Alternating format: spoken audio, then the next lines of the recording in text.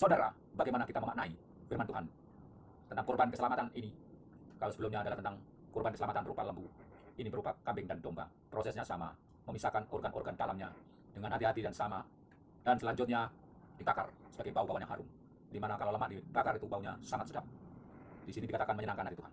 Sementara organ-organ tadi dipisahkan dari bagian-bagian yang dilekatinya dengan hati-hati dan tidak boleh keliru. Bisa Anda bayangkan betapa telaten dan sulitnya perlakuan terhadap organ-organ itu.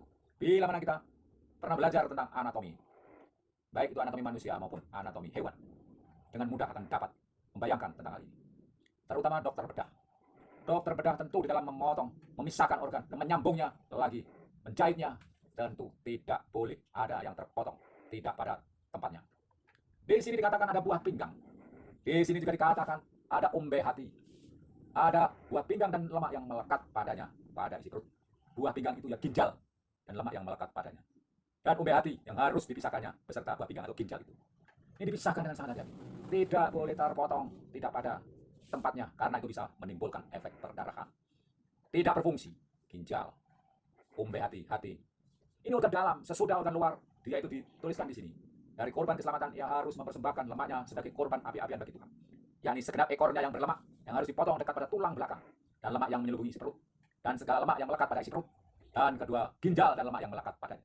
Ini organ dalam yang dipotong tidak langsung ke organ dalam, tetapi mulai dari organ luar dulu, mulai dari kulit ari ke kulit jangat, dan seterusnya. Bagaimana mengiris dalam operasi bedah, itu harus hati-hati. Tidak boleh memotong pembuluh darah, bisa terputus, sehingga berakibat fatal dari rencana semula, mau menolong malah mematikan. Ilmu pengetahuan kedokteran sekarang sudah begitu maju tentang hal ini.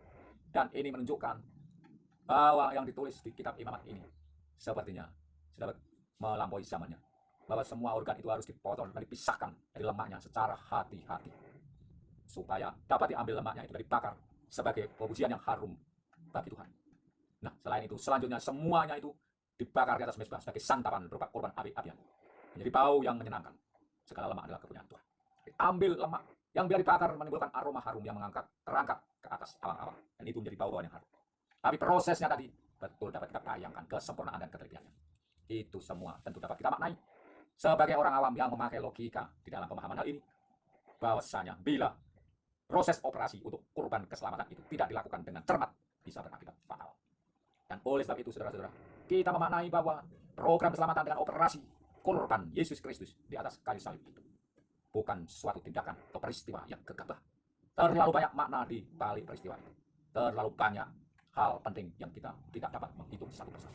Dan bagaimana kita memaknai pengorbanan Tuhan pencipta manusia untuk menyelamatkan manusia sebegitu teliti, telaten, dan detail. Tentu itu tujuannya adalah tetap menjaga manusia yang diselamatkan itu, yang betul-betul dikasihnya, akan benar-benar dilahirkan kembali. Dilahirkan melalui air, kemudian dilahirkan melalui roh, sebagai bau-bauan yang harum, semerbak menyenangkan hati Tuhan.